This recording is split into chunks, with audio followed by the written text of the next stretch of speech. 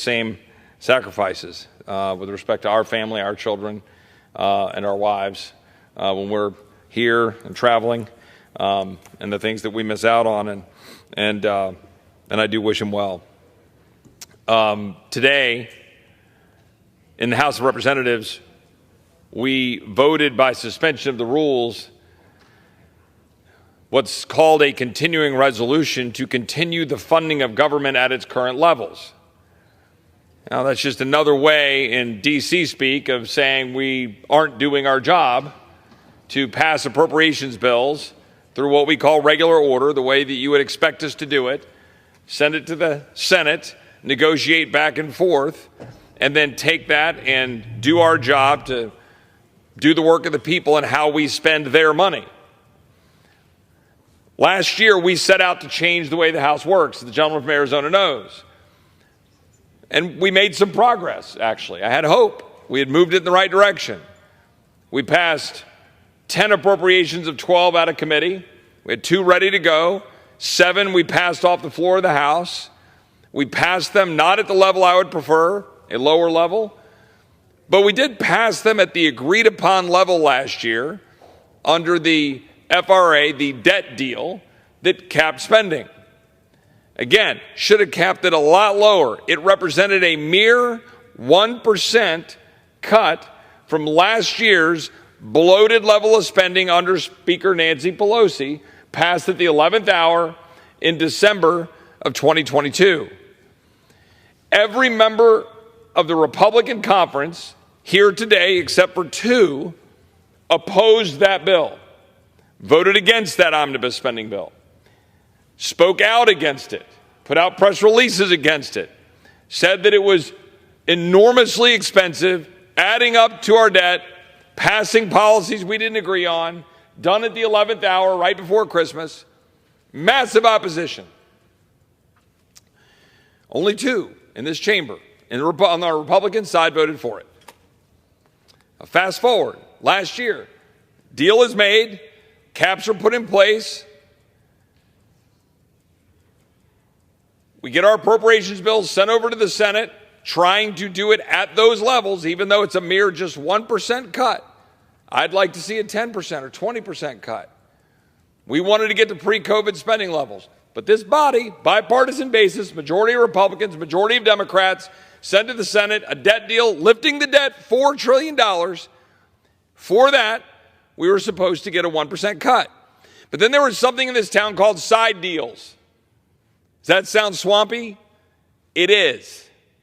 There were side deals, agreements, saying, no, that won't be the real deal. You know how I know that?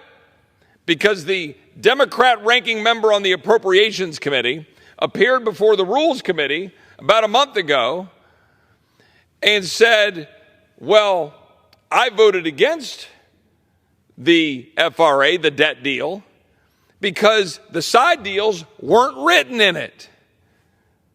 Now, she only admitted that after she had said, you're not following the law.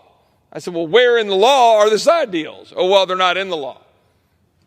And in fact, in her public statement last year, she voted against it and said, I voted against it because they weren't in the law.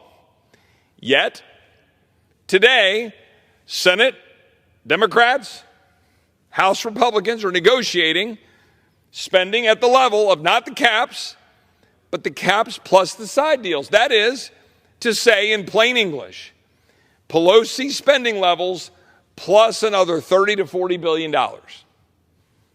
That's what's happening in the swamp. But they couldn't get it done. They couldn't get it done fast enough.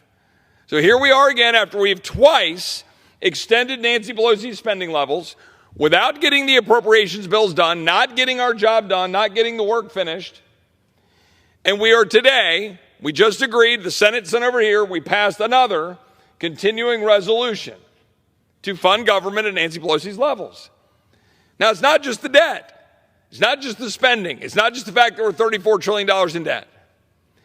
It's what we're funding. It's the policies we're continuing. That's the problem. Just a few.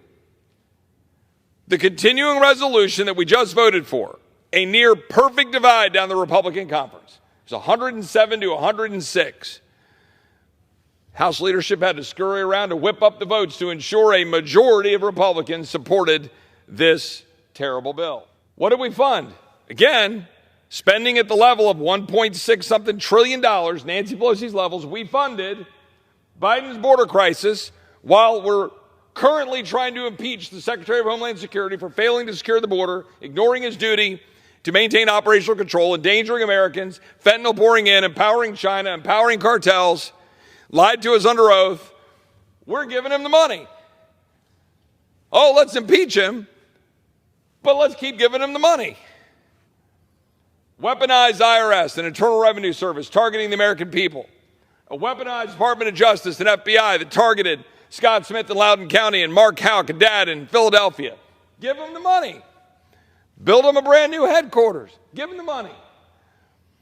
EPA, electric vehicle mandates.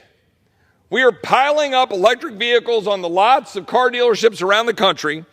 We have a mandate going into place to mandate 2/3 of all vehicles will be EVs by 2032, which will massively create inflation for the American people, make goods and services more expensive, make getting cars more difficult. The average electric vehicle is about $16,000 more expensive. And where the heck are you going to charge it? Governor of California actually told people with EVs recently, please don't plug in your EVs between the hours of 4 and 8 o'clock. What are you supposed to do if you can't take your car to go do your job? EPA rules killing coal and natural gas power plants. China's got 1,100 coal-fired plants. We have 250. We're building none. They're building 2 a week. We're going to kill our own power supply chasing unicorn energy policies. But guess what? We're funding it.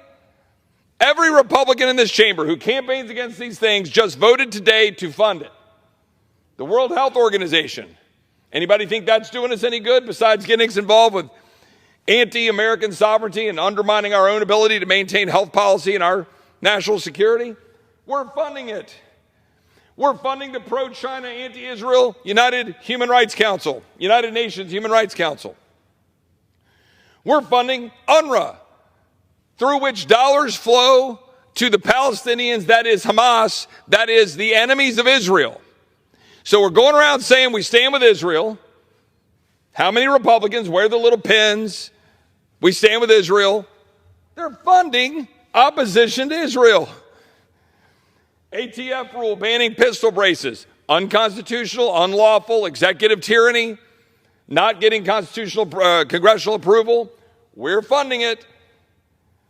Over here, we're funding the Department of Education student loan scam. Supreme Court says you can't do that. Administration does it anyway, lawlessly. We're saying, here you go. Here's more money. We're funding the CDC, the NIH, the FDA. No accountability for COVID tyranny. No restrictions. We're funding the Department of Veterans Affairs vaccine mandate. I introduced legislation today to say we shouldn't do that. We should get rid of that mandate. We're funding it. We're funding the chief diversity officers, DEI, critical race theory at the Pentagon and throughout the federal government. Pentagon's abortion travel fund, transgender surgeries at the Pentagon, funding sex changes. I could go on and on the number of things that we are funding. But I want to be mindful of my colleagues' time, and I just want to say this. And I want to end going back to the border crisis, because it is the number one thing that galls me that Republicans complain about and continue to fund. Our borders are wide open. Our people are in danger. It undermines our national security. Texas, my friend from Arizona, we take it on the chin. We're spending the money to do what the federal government is supposed to do. Our people are getting absolutely decimated. Ranchers are getting killed. Livestock are getting out. Children are dying from fentanyl. Cops are having to go do the job of the feds. Migrants are dying in the river in the Rio Grande, dying along the border in Arizona. And we're funding it.